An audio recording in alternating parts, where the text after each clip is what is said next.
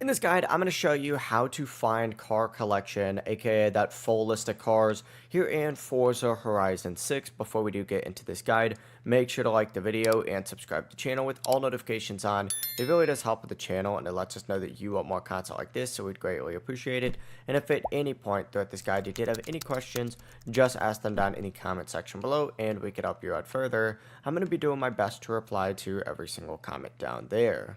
Now, first things first, what you need to do is open up the pause menu for yourself. So go ahead and just hit pause real quick and make your way into the campaign tab. It should by default put you on the campaign tab, but if it doesn't, tab over to it. From here, open up the collection journal, and in this section, you're going to see a discovered Japan tab right here. Open that up. And then through this section, you just need to scroll down. You're going to see on here a car collection right here. Open that up, and this is going to be the full car collection right here. So you can see I'm honestly kind of lacking right now. I do not have nearly as many cars as I need.